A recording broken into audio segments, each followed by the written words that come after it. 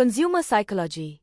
जब marketing and environmental स्टिम्युलाई consumer की consciousness में एंटर करते हैं तो साइकोलॉजिकल प्रोसेसेस का एक सेट कुछ कंज्यूमर कैरेक्टरिस्टिक्स के साथ मिलकर decision processes and purchase decisions में रिजल्ट होता है। मार्केटर का टास्क यह अंडरस्टैंड करना है कि आउटसाइड मार्केटिंग स्टिम्युलाई के आने और अल्टीमेट परचेज डिसीजंस के बीच कंज्यूमर की कॉन्शियसनेस में क्या होता है। 4 की psychological processes: motivation, perception, learning और मेमोरी कंज्यूमर रिस्पॉन्सेस को फंडामेंटली इन्फ्लुएंस करते हैं। Consumer motivation. कंज्यूमर मोटिवेशन को अंडरस्टैंड करना उन नीड्स को अंडरस्टैंड करने से शुरू होता है जिन्हें कंज्यूमर्स अपने एक्शन से पूरा करने का एम करते हैं। इस प्रकार हम पहले कंज्यूमर नीड्स के एसेंस पर चर्चा करते हैं और फिर उस तरीके को एड्रेस करते हैं जिससे ये नीड्स कंज्यूमर बिहेवियर को मोटिवेट करते हैं। Consumer needs basic human requirements हैं, जैसे एयर, फूड, वाटर, क्लोथिंग और शेल्टर। कुछ नीड्स बायोलॉजिकल हैं और हंगर, थर्स्ट या डिस्कम्फर्ट जैसी फिजियोलॉजिकल स्टेट्स ऑफ टेंशन से उत्पन्न होती हैं। अदर नीड्स साइकोलॉजिकल हैं और रिकॉग्निशन, एस्टीम या बिलोंगिंग की आवश्यकता जैसी साइकोलॉजिकल स्टेट्स ऑफ टेंशन से उत्पन्न होती हैं। ह्यूमन मोटिवेशन के सबसे प्रसिद्ध थ्योरीज में से एक अब्राहम मास्लो का consumer analysis and marketing strategy के लिए इम्पोर्टेंट इम्प्लीकेशंस रखता है। मास्लो ने यह एक्सप्लेन करने की कोशिश की कि लोग पर्टिकुलर टाइम्स पर पर्टिकुलर नीड्स से क्यों ड्रिवन होते हैं। उनका आंसर यह है कि ह्यूमन नीड्स को एक हायरार्की में most to least pressing physiological needs से लेकर safety needs, social needs, esteem needs और सेल्फ एक्चुअलाइजेशन नीड्स तक अरेंज किया जाता है। फिगर 3.2 देखें। लोग पहले अपनी मोस्ट इम्पोर्टेंट नीड्स को सैटिस्फाई करने की कोशिश करते हैं और फिर नेक्स्ट इम्पोर्टेंट पर मूव करते हैं।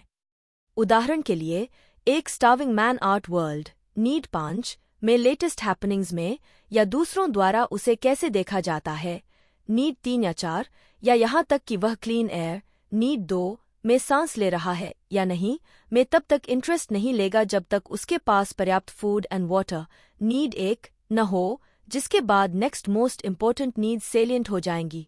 नीड्स तब वॉन्ट्स बन जाती हैं जब उन्हें स्पेसिफिक ऑब्जेक्ट्स की ओर डायरेक्ट किया जाता है जो नीड को सैटिस्फाई कर सकते हैं।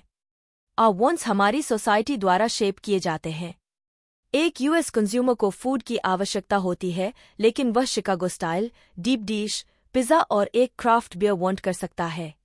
इंडिया में एक कंज्यूमर को फूड की आवश्यकता होती है, लेकिन वह चोले, तंदूरी चिकन और नान वांट कर सकता है। डिमांड स्पेसिफिक प्रोडक्ट्स के लिए वांट्स हैं जो पे करने की एबिलिटी द्वारा बैक्ड हैं। बहुत से लोग मर्सिडीज चाहते हैं, लेकिन रिलेटिवली फ्यू ही उसे बाय कर सकते हैं। कंपनीज को न केवल यह मेजर करना चाहिए कि कितने लोग उनका प्रोडक्ट चाहते हैं, बल्कि यह भी मेजर करना चाहिए कि कितने लोग उसे बाय करने के लिए विलिंग एंड एबल हैं। ये डिस्टिंक्शंस इस आलोचना पर प्रकाश डालते हैं कि मार्केटर्स लोगों से वे चीजें खरीदवाते हैं जो वे नहीं चाहते हैं। मार्केटर्स नीड्स क्रिएट नहीं करते हैं, नीड्स मार्केटर्स से पहले से मौजूद हैं। मार्केटर्स इस विचार को प्रमोट कर सकते हैं कि एक मर्सिडीज एक व्यक्ति की सोशल स्टेटस की नीड को सैटिस्फाई करता है, हालांकि वे सोशल स्टेटस की नीड क्रिएट नहीं करते हैं। कुछ कस्टमर्स की ऐसी नीड्स होती हैं जिनके बारे में वे पूरी तरह से कॉन्शियस नहीं होते हैं या आर्टिकुलेट नहीं कर सकते हैं।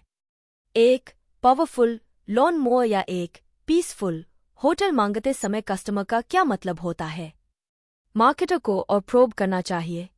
केवल स्टेटेड नीड पर रिस्पॉन्ड करने से कस्टमर को नुकसान हो सकता है। कंज्यूमर्स को टैबलेट कंप्यूटर्स के बारे में ज्यादा जानकारी नहीं थी जब उन्हें फर्स्ट इंट्रोड्यूस किया गया था, लेकिन एप्पल ने इस टेक्नोलॉजिकल इनोवेशन के कंज्यूमर परसेप्शंस एंड अडॉप्शन को शेप देने के लिए डिलिजेंटली काम किया। बढ़त हासिल करने के लिए कंपनीज को कस्टमर्स को यह जानने में हेल्प करनी चाहिए कि वे क्या चाहते हैं और इसे ऑब्टेन करना उनके लिए कन्वीनियंट बनाना चाहिए।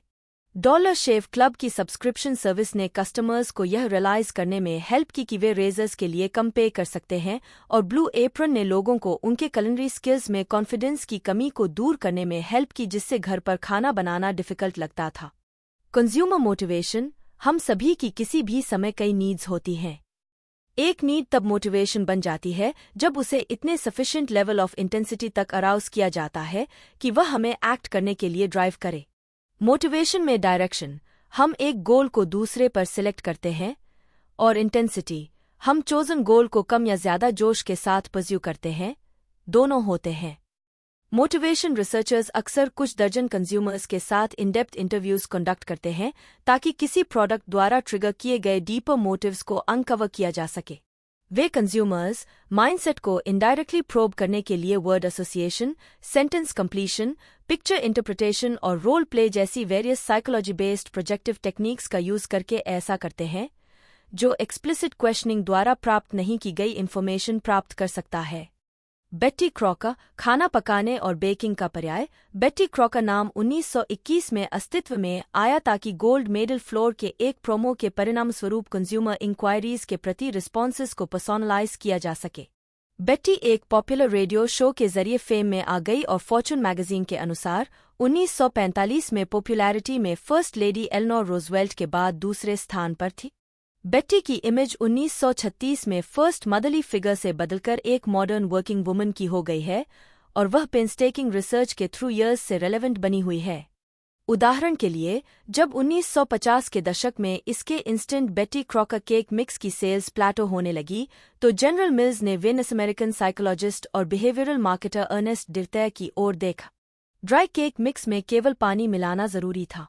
विमेन के फोकस ग्रुप से क्वेरी करने के लिए फ्रूडियन मेथड्स का यूज करते हुए डिर्तेय ने कंक्लूड किया कि केक बेक करने की रस्म रिलेशनशिप एंड फर्टिलिटी सिंबलिज्म से भरी हुई थी और मिक्स से पाउडर्ड एग को हटाने का सुझाव दिया, इसके बजाय हाउसवाइव्स को अपने फ्रेश एग्स ऐड करने के लिए कहा। जनरल मिल्स द्वारा इस एडवाइस का पालन करने के बाद सेल्स बढ़ गई। एक और मोटिवेशन रिसर्चर और कल्चरल एंथ्रोपोलॉजिस्ट क्लोटेयर रपेली ने प्रोडक्ट बिहेवियर के पीछे कोड को तोड़ने पर काम किया, वह अनकॉन्शियस मीनिंग जो लोग एक पर्टिकुलर मार्केट ऑफरिंग को देते हैं। रपेली ने बोइंग के साथ उसके 787 ड्रीमलाइनर पर काम किया ताकि एयरलाइनर के इंटीरियर में उन फीचर्स को आइडेंटिफाई किया जा सके जिनकी यूनिवर्सल अपील होगी। पार्टली उनके रिसर्च पर बेस्ड, ड्रीमलाइनर में एक स्पेशियस फॉयर है, सीलिंग के करीब लार्जर कर्व्ड लगेज बिन्स हैं, लार्जर इलेक्ट्रॉनिकली डिम्ड विंडोज हैं, और एक सीलिंग है जिसे हिडन लेड्स द्वारा डिस्क्रीटली लाइट किया गया है। क्राइसलर के पीटी क्रूजर के साथ इसका उल्टा हुआ, जो एक डेकेड से भी कम समय में एंड ऑफ द रोड पर पहुंच गया। पीटी क्रूजर जब 21वीं सेंचुरी की शुरुआत में इंट्रोड्यूस किया गया, तो पीटी पर्सनल ट्रांसपोर्टेशन क्रूजर के रेट्रो लुक्स और एक्सेसिबल प्राइस सभी एज ग्रुप्स के कंज्यूमर्स के लिए एक हिट साबित हुए। हालांकि पोलराइजिंग डिजाइन, एक ओल्ड टाइम मिल्क ट्रक और 1930 के दशक के लक्सुरियस सिडन्स के बीच एक क्रॉस, के क्रिटिक्स और इमिटेटर्स दोनों थे, जैसे शेवरोलेट HHR। पीटी क्रूजर पहला डाइमलर क्राइसलर व्हीकल था जिसे आर्किटाइप रिसर्च का यूज करके डिजाइन किया गया था, जो फ्रेंच मेडिकल एंथ्रोपोलॉजिस्ट क्लोटेयर रपेली द्वारा डेवलप किया गया एक क्वालिटेटिव मेथड है। रपेली का अप्रोच कंज्यूमर्स बिहेवियर के डीप सीटेड साइकोलॉजिकल ड्राइवर्स को अनकवर करने पर फोकस था, जो कलर, साइज और कन्वीनियंस जैसे स्पेसिफिक प्रोडक्ट एट्रीब्यूट्स से परे उन फीलिंग्स एंड इमोशंस को कैप्चर करने के लिए है जो कल्चरल अनकॉन्शियस, या रपेली के शब्दों में कंज्यूमर्स रेप्टिलियन हॉट बटन को डिफाइन करते हैं, जो प्रोडक्ट चॉइस को डिफाइन करता है। रिजल्ट एक 5-डोर टॉल रूफ्ड हैचबैक थी जिसका उद्देश्य एक नॉस्टैल्जिक इमोशनल रिएक्शन एवोक करना था। अपने लॉन्च पर पीटी क्रूजर को एक मैसिव सक्सेस माना जाता था, जिसने 2001 में 1,45,000 व्हीकल्स सेल किए, लेकिन 2009 तक सेल्स घटकर 18,000 रह गई। पीटी के डिक्लाइन का कारण क्राइसलर की कार को इम्प्रूव और अपडेट करने में फेलियर, साथ ही कंज्यूमर डिमांड के प्रति रिस्पॉन्स में न्यू मॉडल्स रिलीज करने में उसकी फेलियर था। इसके अलावा डिजाइन ने ऐसे समय में एक डिस्टिंक्टली अमेरिकन ऑडियंस को अपील किया जब globalisation research and development costs की भरपाई के लिए इंक्रीजिंगली इम्पोर्टेंट होता जा रहा था।